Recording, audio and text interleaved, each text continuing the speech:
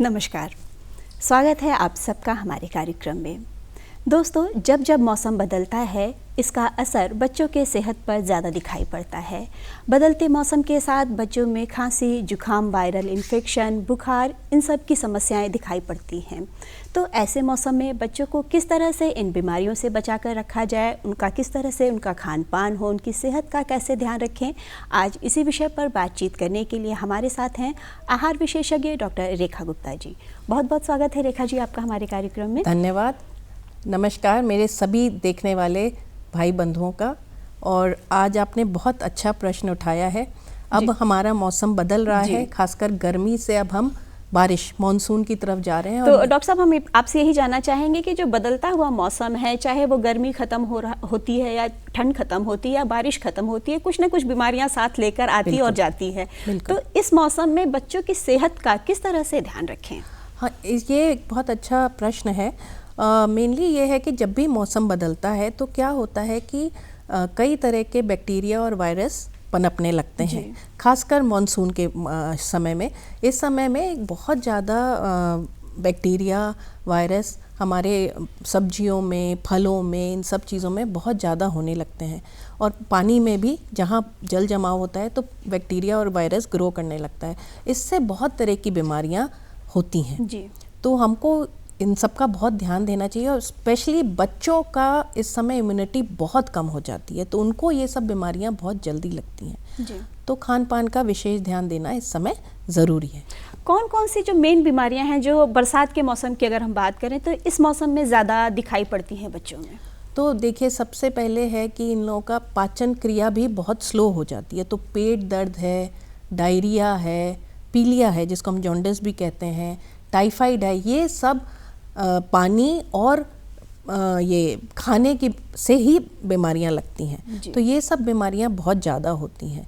Gas की बीमारी, ये सब बीमारियां, खांसी, जुखाम, एलर्जी की बीमारी, ये सब मानसून में बहुत ज़्यादा होने लगता है जी। डॉक्टर साहब, जैसे कि 2 साल तक कोविड की वजह से बच्चे स्कूल नहीं गए, अचानक से बच्चों का स्कूल रेगुलर स्टार्ट हो चुका है, तो बच्चों में ज़्यादा परेशानियां दिखाई पड़ रही हैं। तो बच्चे किस तरह से सावधानियां बरतें, उनकी माताएं किस तरह से सावधानियां बरतें? स्कूल भी जा रहे हैं, घर भी आ रहे हैं, बीमारियाँ भी साथ ला रहे हैं, तो इस कैसे बचाव रखें? हाँ, ये बहुत एक ज़रूरी है कि इस समय उनका एक तो हाइजीन, उनका खाना पीना, उनकी सेहत और हाइजीन को अच्छे से माँ लोगों को ध्यान देना चाहिए।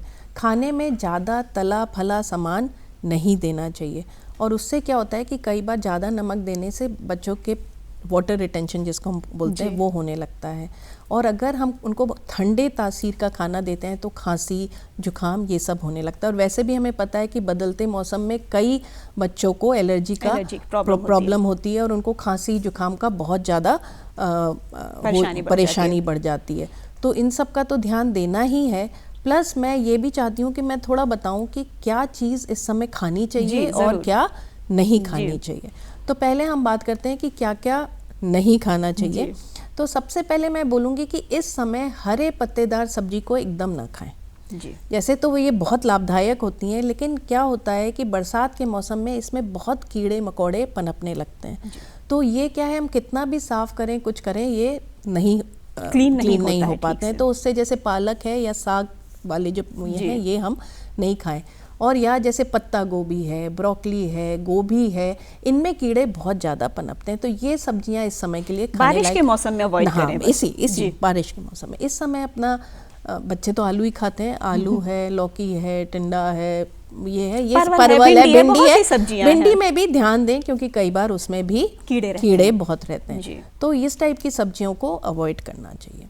दूसरा ये है कि ऑफकोर्स सड़क पे जो ये ठेले लगे होते हैं, इन पे खाना नहीं खाना चाहिए क्योंकि इनमें दो चीज़ें, या तो पानी साफ नहीं होता है, कीड़े मकोड़े उस पर बैठते हैं, तो वो कहाँ से उड़ के आके उन पे बैठे हैं। तो इसी से टाइफाइड, जॉन्डिस होने का, क्योंकि कहीं पे भी बैठ के वो आके उस पानी पे बैठ जाएं या खाने पे बैठ जाएं तो वो प्रॉब्लम आती है। तो एक तो ठेले का खाना जहाँ तक हो अवॉइड करना चाहिए क्योंकि काफ़ी देर पहले का भी कटा हुआ हो सकता है। सलाद वगैरह, बहुत कटा हुआ, देर पहले का कटा हुआ सलाद वगैरह भी नहीं खाना चाहिए। बाहर के समोसे, पकौड़ी जहाँ तक हो अवॉइड करना चाहिए। और बच्चों को बोलिए जंक फूड मत खाओ तो मानते नहीं हैं, लेकिन कोशिश करिए कि जहाँ तक हो सके घर में आप बनाएं, ताज़ा बनाएं और उनको दें। वो नुकसानदेह नहीं है। बाहर का जो है वो बहुत देर से बना हुआ रहता है और बच्चे उसको यूज़ करते हैं, जब तो उससे बीमारियां होती हैं। अगर आपको खाने की चाह तो आप घर में बनाइए और ताज़ा बना के ताज़ा बच्चों को दीजिए। बट वो कई बार वो नहीं होता है, बच्चे को बाहर का ही खाने को मानते हैं, लेकिन आपको उनको समझाना पड़ेगा कि इस मौसम में न खाएं, क्योंकि इस समय कोविड के बाद देखा गया है कि टाइफाइड, जॉन्डिस ये सब बढ़ता ही जा रहा है और बच्चों का इस मौसम में इम्यूनिटी बहुत कम हो जाती है और कम होने से क्या होता है कि उनको हर तरह की बीमारी लगने लगती है। तो इम्यूनिटी बढ़ाने के लिए बच्चों को लहसुन एक बहुत अच्छी चीज़ है। अब बच्चे को आप ऐसे बोलेंगे लहसुन खाओ तो वो खाएगा नहीं, तो या तो उसको चटनी में डाल के या सब्जी में डाल के इस टाइप का दें तो वो बहुत फ़ायदेमंद है इम्यूनिटी बढ़ाने के लिए। हल्दी बहुत अच्छा इम्यूनिटी बढ़ाता है, तो उसके लिए हम क्या कर सकते हैं कि दूध में डाल के उनको हो सके तो, और हल्दी तो हमारे भारतीय व्यंजनों में बनती है और दूध में डाल के दें तो वो भी बहुत अच्छा है। और ठंडे तासीर का सामान जहाँ तक हो सके तो ना दें। अब बच्चों को तो हर समय तला फला चाहिए, तो वो भी उनको थोड़ा सा अवॉइड करने के लिए हम लोग को बोलना चाहिए, तो वो ना खाएं। लेकिन दही का सेवन करने से क्या होता है, पेट में अच्छे बैक्टीरिया बनते हैं, प्रोबायोटिक होता है, तो वो खाएं।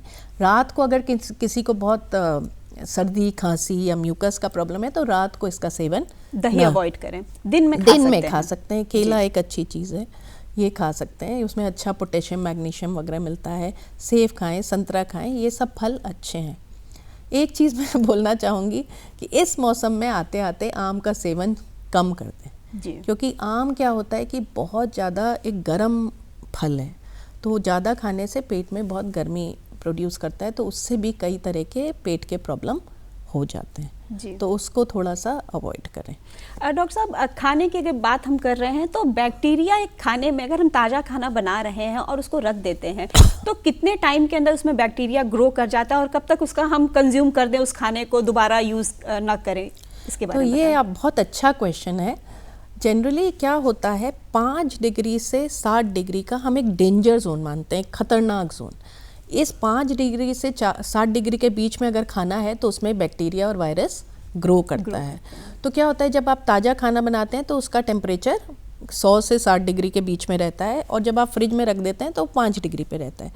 तो अगर आपने खाना बनाया है तो 2 घंटे तक वो 60 डिग्री के आसपास, 1.5-2 घंटे तक रहता है, लेकिन उसके बाद वो उसके बीच में आ जाता है, तब उसमें कीटाणु और बैक्टीरिया ग्रो करने लगता है। और अगर वही खाना आपको लगता है कि 1-1.5 घंटे में नहीं ख़त्म होने वाला है तो उसको फ्रिज में रख दीजिए, तो उसमें बैक्टीरिया की ग्रोथ कम हो जाती है, तो ऐसे खाना से बीमारी नहीं लगती है। जी, फ्रिज में रख दें, उसके बाद जब भी यूज़ करना हो तो फ्रिज का खाना निकाल के कितने देर बाहर रूम टेम्परेचर पर रखना चाहिए कि तुरंत उसको रीहीट करके खा लेना चाहिए?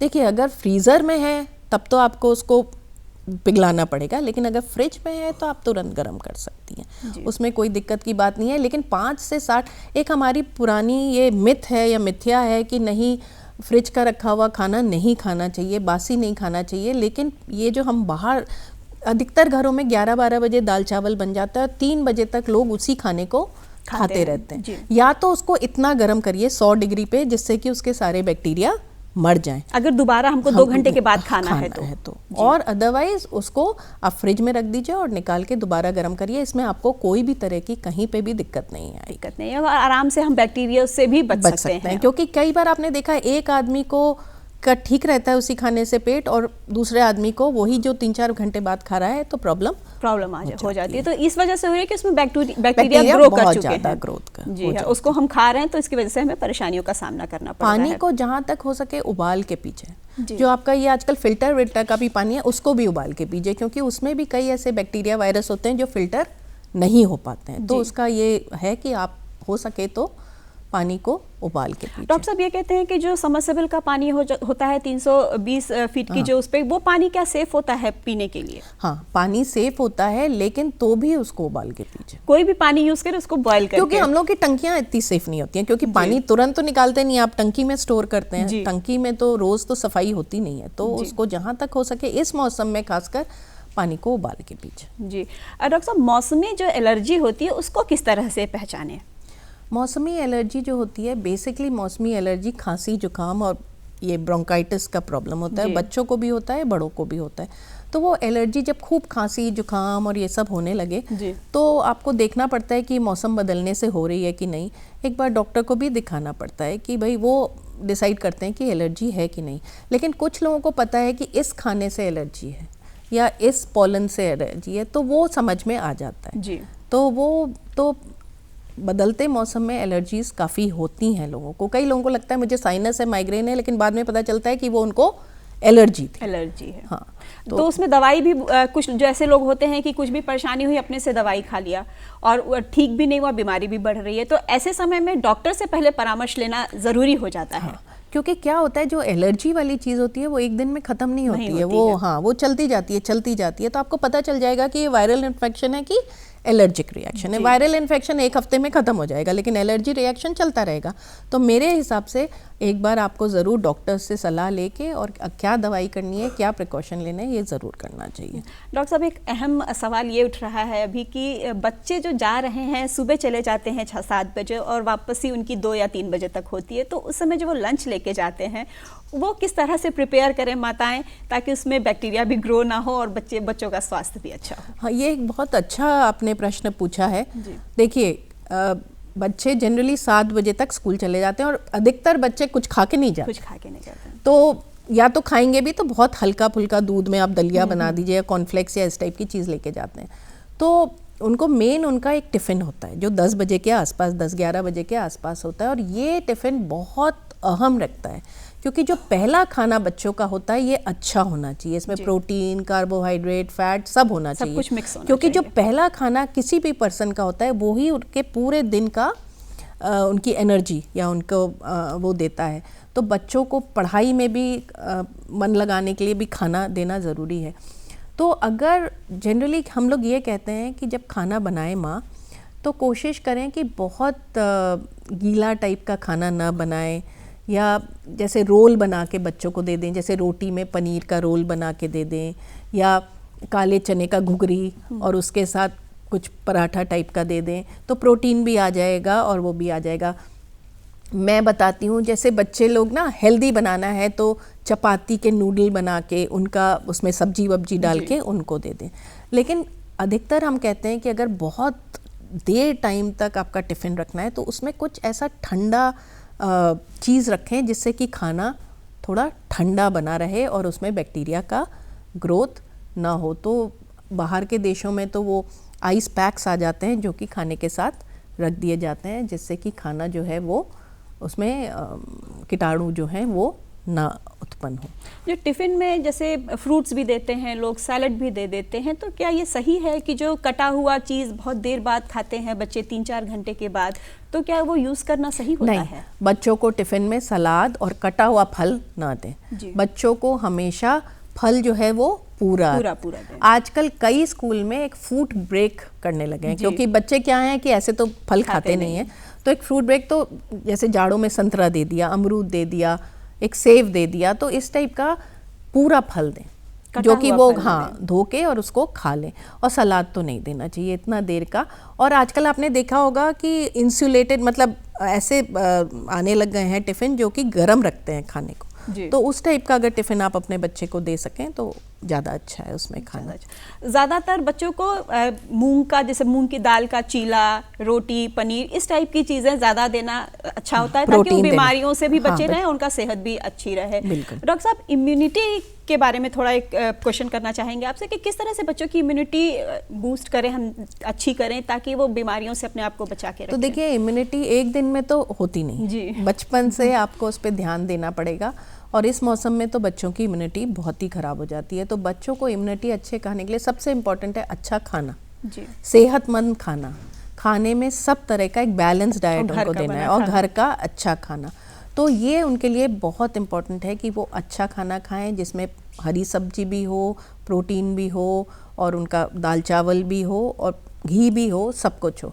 तो एक तो ये चीज़ है कि उनको, और दूसरा बच्चों की इम्यूनिटी आजकल जो नहीं कर पा रहे हैं, खेल कूद, बच्चों को फिजिकल एक्टिविटी कम से कम 45 मिनट से 1 घंटे तक की फिजिकल एक्टिविटी बच्चों को होना बहुत ज़रूरी है। और आजकल के बच्चों को न स्कूल में होता है और घर आके वो इतना बिजी कोचिंग और इन सब में हो जाते हैं कि उनके पास टाइम नहीं। लेकिन अगर स्वास्थ्य अच्छा रखना है तो आधा घंटा या 45 मिनट जैसा कि आपने बताया अपने स्वास्थ्य को देना ही होगा। बिल्कुल बिल्कुल, चाहे वो बच्चे हो, चाहे वो बड़े हो, चाहे वो बूढ़े हो, अगर आपको अच्छा स्वास्थ्य रखना है तो 45 मिनट योग करिए, एक्सरसाइज करिए, जो डॉक्टर प्रिस्क्राइब करते हैं आपको वो करिए। आप अच्छा अपने आप भी योग वगैरह तो आप अपने आप से भी कर सकते हैं, एक्सरसाइज कर सकते हैं। आप बच्चे के साथ खेलिए, जैसे कि बच्चा भी आपके साथ खेले, आपका भी एक्सरसाइज हो जाए, उनकी भी एक्सरसाइज हो जाए। तो बच्चे को 45 मिनट से 1 घंटा, उससे क्या उसका मेंटल लेवल भी अच्छा रहता है, उसका पढ़ाई में भी मन रखता है। तो आजकल बड़े बड़े जगहों पे तो पार्क वगैरह होते हैं, तो बच्चे जाके खेलते हैं, आपस में मिलते हैं, खेलते हैं, तो वो एक बहुत ज़रूरी चीज़ है। तो नियमित व्यायाम करना चाहिए, अच्छा खाना खाना चाहिए जैसा कि डॉक्टर साहब ने बताया, और अपनी सेहत का आप ध्यान रखिए। आप स्वस्थ रहेंगे तो आपका परिवार भी स्वस्थ रहेगा। डॉक्टर साहब, आप हमारे कार्यक्रम में आए, हमारे दर्शकों को इतनी अच्छी जानकारी दी, इसके लिए आपका बहुत बहुत धन्यवाद। आपको भी धन्यवाद। नमस्कार।